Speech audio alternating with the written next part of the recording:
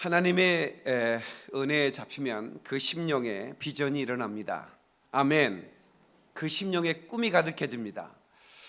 하나님의 은혜를 받고 여러분의 가정을 아름답게 세우는 꿈을 가지게 되기를 주의 이름으로 축원합니다. 아멘.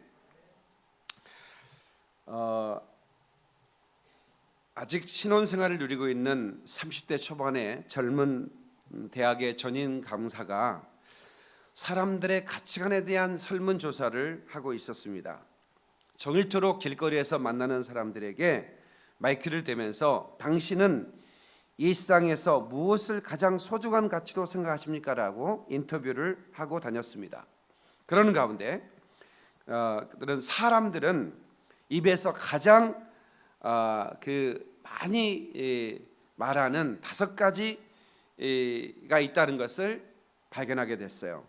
그게 뭐냐면 평화, 안식, 사랑, 희망, 그리고 믿음이었습니다. 어떤 사업가를 붙들고 이 세상에서 무엇이 가장 소중한 가치냐고 물었더니 당연히 신용이지요, 믿음이지요 라고 말하더라는 겁니다. 한 고등학생은 희망입니다 라고 대답을 했습니다. 길을 지나가던 한 쌍의 연인은 사랑이에요 이렇게 대답을 했습니다. 일에 지쳐 보이는 한 노동자는 당연히 안식이지요 이렇게 말하더라는 겁니다. 그리고 길 가던 군인을 붙들고 물어봤더니 확신 있게 그것은 평화입니다 이렇게 대답을 했습니다. 온종일 인터뷰를 하느라 고단해진 이 교수가 지친 몸으로 집에 돌아왔습니다. 기진맥진한 채로 아파트 초인종을 눌렀더니 그 순간에 아빠 하면서 달려 들어와 아빠의 품에 안기는 딸을 보면서 믿음이라는 단어를 떠올렸습니다. 그리고 연이어 아버지 오늘 우리 반에서 제가 2등 했어요 라고 달려오면서 안기는 아들을 보면서 희망이라는 단어를 발견했습니다. 그리고 여보 이제 오세요 하면서 손을 잡아주는 아내를 보면서 사랑이라는 단어를 떠올렸습니다.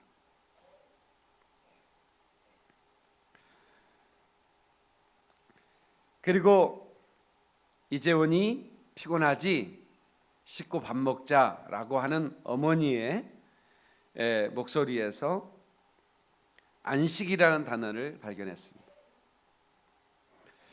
조금 뒤에 사랑하는 식구들과 식탁에 나란히 앉아 있게 되자 갑자기 그는 자기가 바라본 집 한복판에서 평화라는 단어를 읽고 있었습니다.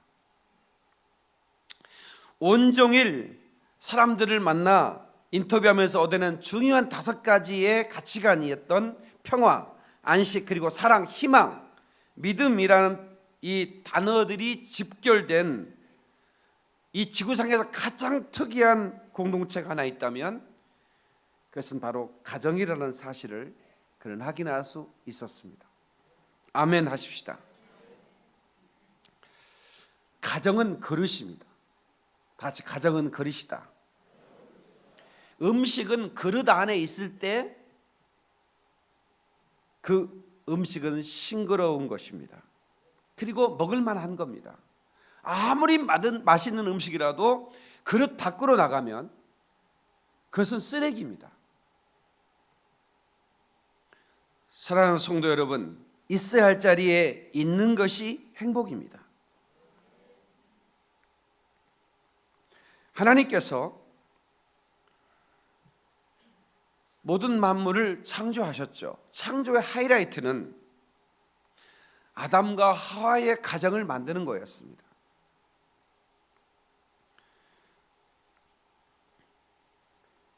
그 가정을 보시고 하나님이 보시기에 좋았다라고 말씀하셨습니다. 하나님이 지으신 모든 것을 보시기에 좋았더라. 저녁이 되고 아침이 되니 이는 6째 날이니라. 마지막 하이라이트로 남자와 여자를 지으신 다음 가정을 창조하신 다음에 아름답다 그렇게 말씀하신 거예요. 좋았다 그렇게 말씀하는 거예요. 그래서 저는 오늘 이 가정의 은혜로운 분위기를 연출하라 이런 제목으로 말씀을 전합니다. 다 같이 가정의 은혜로운 분위기를 연출하라. 이 분위기가 기적을 낳습니다. 이 분위기를 누가 만드느냐? 너와 내가 만들어야 돼. 아멘. 함께 만들어 가야 되는 거예요. 네, 은혜로운 분위기를 연출할 수 있는 분위기 메이커가 돼야 되는 거죠. 행복한 분위기, 은혜로운 분위기. 예수님께서 친히 결혼으로 말미암은 가정의 형성 과정을, 그리고 결혼에 대한 정의를 우리가 잘 아는 마태복음 19장 5절로 6절에서 이렇게 말씀하셨습니다. 이러므로 사람이 그 부모를 떠나서 아내에게 합하여 그 둘이 한 몸이 될지니라. 하나님이 짝져준 것을 사람이 나누지 못할 것이다. 결혼은 그 남자가 부모를 떠나서 아내에게 합해서 한 몸이 되는 것을 결혼이라고 그럽니다. 이 동성애는 이 가정의 창조의 섭리를 깨버리는 겁니다. 동성애 특별법, 차별금지법이 통과되면 우리 학교에서 우리 아이들은 남자와 남자가 결혼해도 된다고 가르칩니다. 성은 선택되는 게 아니라 내가 선택하는 거라고 가르쳐야 됩니다. 그것을 만약에 가르치지 않으면 선생님들은 해고가 되어 있고, 그리고 그것을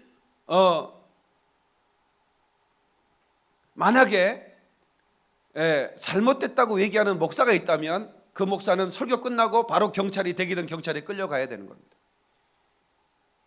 2년 이하의 징역, 1,000만 원 이하의 벌금에 처하는 특별법을 국회의원들이 지금 올리고 있습니다.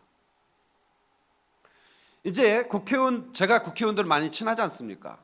이 국회의원들에게 제가 만나는 분들한테 부탁을 하고 있는데, 이 국회의원들이 만약에 지금 현재 비례대표를 포함해서 한 300명 정도가 국회의원인데, 거의 한 100여 명이 기독교인 국회의원들입니다. 3분의 1이 기독교인들입니다. 그러나 지금 유럽의 여러 나라에서 이 특별법, 그러니까 이것을 반대하는 국회의원은 출당돼 버립니다. 그러니까 영국에서도 프랑스인가의 녹색당에서 이 동성연애 이 법을 반대했던 국회의원이 출당돼 버렸습니다. 그러니까 국회의원들도 이거를 이제 반대하려면 목숨을 걸어야 됩니다. 목사를 또 순교적인 목숨을 걸어야 됩니다. 지금 목사들이 지금 이걸 지지하는 목사들이 많이 나왔습니다. 마지막 때는 알곡과 쭉정이가 완전히 구분되는 겁니다. 만약에 교단에서 제가 속한 교단에서 이 동성애를 지지하는 그런 법이 통과된다면 저는 제가 이거는 말할 것도 없이 저는 교단에서 탈퇴할 겁니다. 만약에 이 법이 통과되면 저는 우리 샤론이를 학교에 보내지 않을 겁니다. 검정고시로 저는 보고 절대로 이것을 저는 용납하지 않을 거예요. 이것이 얼마나 나중에 쓰나미가 돼서 가정을 다 부셔버리고, 이것은 동성애는 성 정체성이 선천적인 정체성이다라고 말하고 있는데 의사들은 그렇게 말하지 않습니다. 동의하지 않습니다. 다 후천적이라는 겁니다. 그리고 이 에이즈라는 질병은 우리나라에도 또 전 세계적으로 93% 이상이 남성에서 걸리는 겁니다. 그런데 그러니까 현재 걸리는 애들이 99%가 남자고 1명이 여자인데 그 1명은 부모로부터 그 에이즈를 유전받은 겁니다. 그러니까 결국은 다 남자라는 거예요. 그럼 왜 남자만 걸리느냐? 이것은 남자들 간의 학문 섹스를 통해서 에이즈가 전파된다는 거예요. 아니, 담배값에도 해로우니까 담배를 피면 이렇게 폐암이 걸립니다라고 그림까지 그리느라고 하는데, 폐암보다 더 무서운 그 에이즈가 걸리는데 어떻게 정치인들이 어떻게 이 사람들이 어떻게 그것을 동의할 수가 있느냐 이 말이에요. 어떻게 그걸 지지할 수 있느냐 이거야. 이건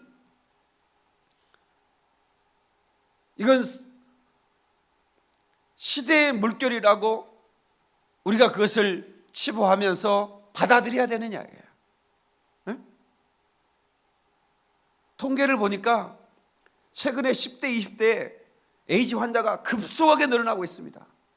한 사람을 치료하는데 수천만 원이 들어갑니다. 국가에서 100% 치료해주고 있다고 제가 들었습니다.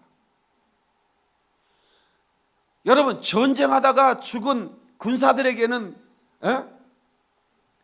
그렇게 애호하지도 못하면서 훈련받다가 다친 군인들에게 법이 안 되니까 치료비를 대줄 수 없다는 그런 해병대 그 한 중사 얘기를 제가 들었어요, 엊그제. 그런데 그 에이즈를 치료하기 위해서 수천억이 지금 들고 있어요. 앞으로 이 동성연애가 이제 이렇게 법이 통과되고 나면 엄청난 에이즈 환자가 늘어날 겁니다. 이걸 어떻게 감당할 겁니까? 이걸 어떻게 감당할 거예요? 지금 현재 2001년도에는 16%만 동성연애를 지지했습니다. 2007년도에는 30%가 지지했습니다. 최근에는 제가 엊그제 보니까 호남에는 38%, 영남 지역에는 48%가 지지하고 있습니다. 동성애를 얼마 안 돼서 50%가 훨씬 뛰어넘을 걸 예상하고 있습니다. 지지하는 사람들이. 그럼 왜 이렇게 시간이 갈수록 지지하는 사람만 이들의 사고가 바뀌는 거예요. 그들 안엔 기독교인들도 그게 어떠냐고 얘기하는 사람도 있다 이 말이야.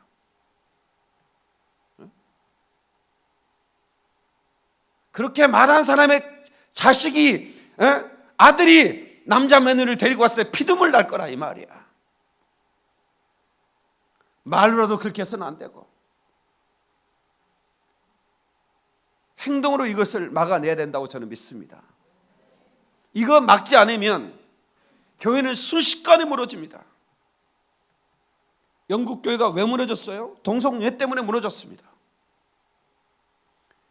여러분 신기하잖아요. 어떻게 동성애 때문에 교회가 무너집니까? 그런데요, 이 법안 때문에 교회가 무너지는 거예요.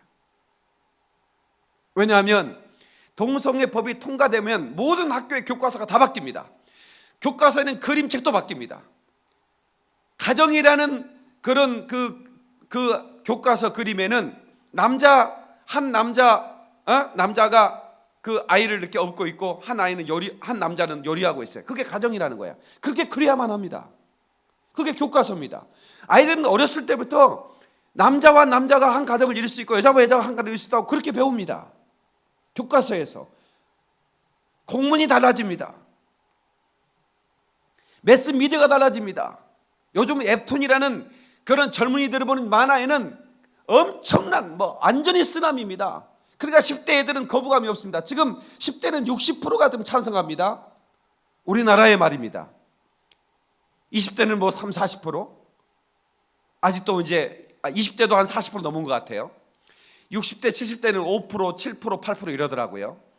그러니까 젊어질수록 왜 그렇게 많은 찬성을 할까? 이 사람들은 이미도 지금 웹툰이나 이런 매스미디어 영향을 받고 있는 겁니다. 교회에서는 가르칠 수가 없습니다.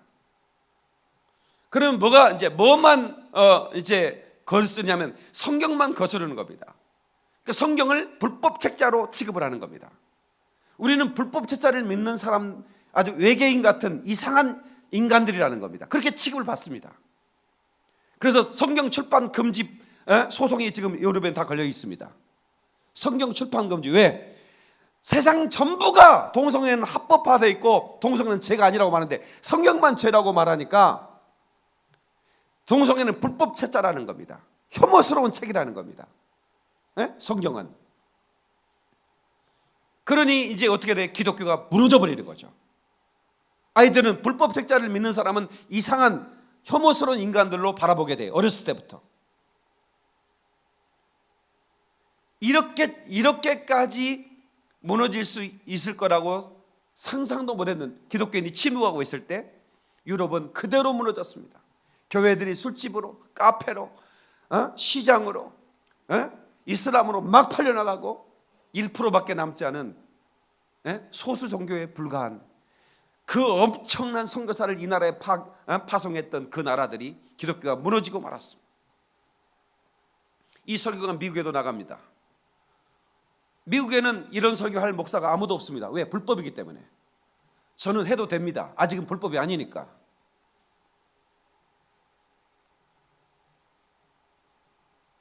정신을 바짝 차려야 됩니다. 여기 안에 있는 젊은이들도 마음속으로 지지하는 분이 혹시 있다면 생각을 바꾸셔야 됩니다. 그것이 얼마나 사탄적인 계략인지. 아름다운 가정을 완전히, 동성애는 그 자기 스스로 얘기합니다. 뭐라고 얘기하느냐면 그러니까 그 파트너를 오랫동안 이렇게 파트너십을 가지지 않는데요. 자꾸 바꾼답니다. 그래서 동성애 그 애자들이 얘기하는, 우리나라의 유명한 그 H라고 하는 그런 그 동성애자가 있죠. 커밍아웃을 했잖아요.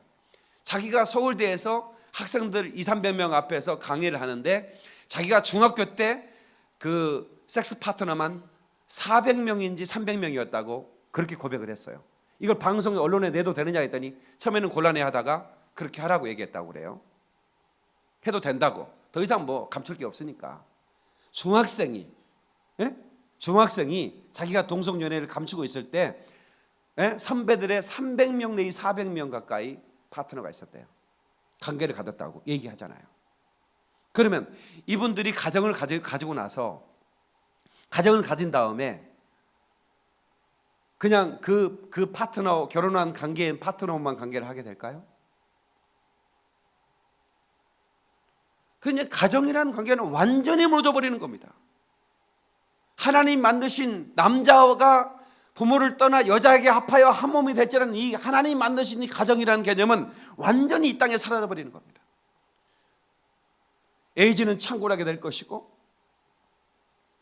그리고 가정은 이제 점점 우리 아이들에게는 가정이라는 개념이 없습니다. 교회는 그것 때문에 무너지게 될 것이고, 사회도 무너지게 될 것이고, 그래서 대한민국만큼은 이걸 지켜내야 된다. 저는 믿습니다. 여러분들이 할 수만 있다면 행동해 주셔야 됩니다. 주변에 알려줘야 됩니다. 이것이 얼마나 무서운 사상인지. 동성애는 치유될 수 있습니다. 의사들이 얘기합니다. 동성애는 치유될 수 있다고. 동성애에 걸린 사람들이 얘기합니다. 자기는 전혀 그런 게 없었어요. 그런데 그런 어떤 선배에게 성추행을 당한 다음부터 자기가 동성애, 그게 사탄의 역사죠. 내가 알고 있는 그 아이도 멀쩡했습니다. 내가 걔 데리고 살았거든요. 어렸을 때 얼마나 축복했고, 어느 날 동성애가 돼서 나에게 나타났습니다. 어떻게 된 거냐고 엄마한테 물었더니 애가 교회 전도사한테 당했다는 거야. 고등학교 때. 고등학교 때 교회 전도사한테 당해가지고, 남자 전도사한테 당해서 그때부터 동성애를 했다는 거야. 그전에는 전혀 그런 게 없었다는 거예요. 그럼 교회 안에도 이게 모르게 이렇게, 그러니까 그 얼마나 무섭습니까? 우리 자녀들이 이제 그렇게 당하면 이거를 여러분들이 그냥 쉽게 보면 안 된다는 이 말이죠. 아멘. 그래서 저는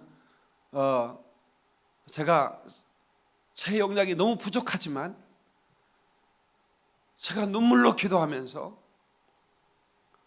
한국교회를 위해 기도하고, 이 동성애가 우리 가정들을 파괴하지 못하도록 해달라고 좀 기도하고 있고, 제가 할 수 있는 모든 영역을 동원해서 제가 이걸 막을 생각을 가지고 있습니다.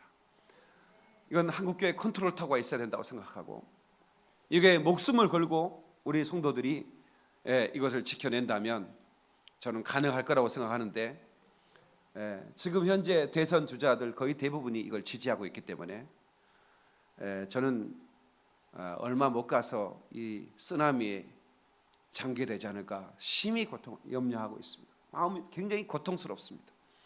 미국은 오바마가 이걸 밀었습니다. 강력하게 밀어서 이게 통과됐거든요. 연방법원이 작년 6월에 통과시켰습니다.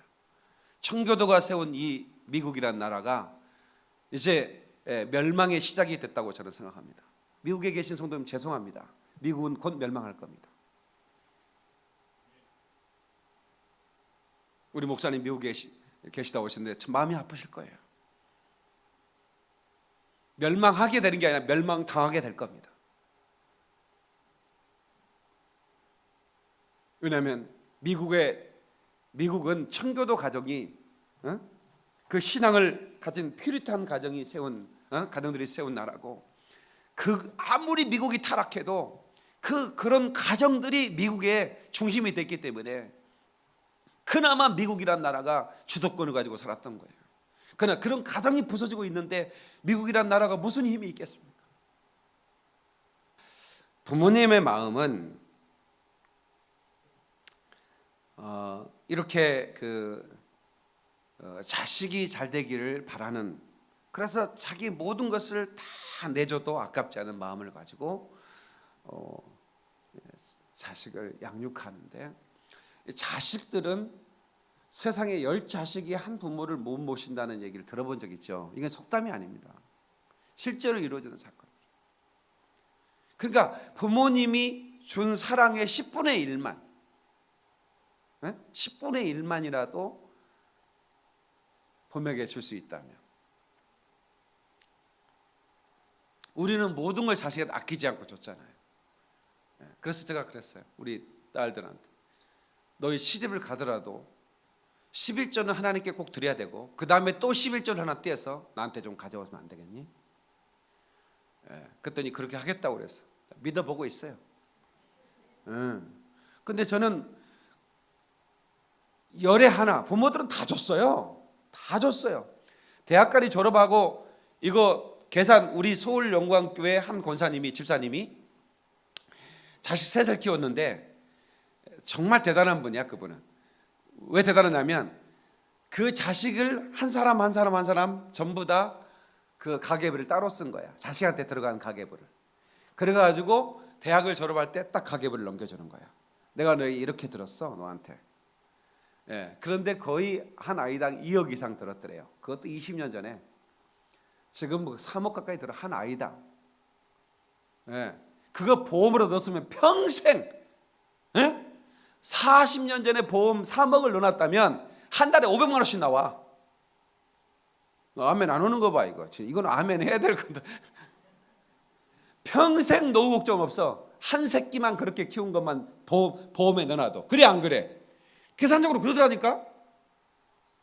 어떤 아줌마가 자랑을 하더라고. 자기가 말이야 10년 전인가 무슨 목돈이 생겨서 1억을 연금으로 보내놨대. 어떤 보험에다가. 그랬더니 계산해 봤더니 이제 한 15년 지났는데 앞으로 뭐 10년 뒤인가 자기가 380만 원씩 받는데, 380만 원씩 죽을 때까지. 설계사가 그렇게 계산해 주더라는 거야. 10년 전에 1억만 넣어놨는데, 왜? 그럼 자식들한테 들어갈 매덕을 그놈들한테 안 넣고 그냥 연금보험 넣어놓으면 평생 세상에 500만 원 이상씩 나온다고. 근데 몇십만 원도 못 버텨줘? 여러분한테 하는 게 아니고 텔레비 보는 사람들한테. 이건 보통 문제가 아닌 것 같아. 드리긴 해요. 생일 때 찾아가서 몇십만 원 드린대. 아니요! 정기적으로 드려야 되는 거라 이 말이야. 부모님들이 뭘 제일 좋아해? 현찰을 좋아해. 뭐 갯녀 사가지고 지가 먹고 그러면 안 돼. 털이 다 빠지잖아. 갯녀 사가지고 지가 먹고 그러면. 오징어 사가지고 어머니 오징어 씹어 드세요. 나 이빨아서 못 먹어. 내가 먹을게요. 지가 다 먹고 와.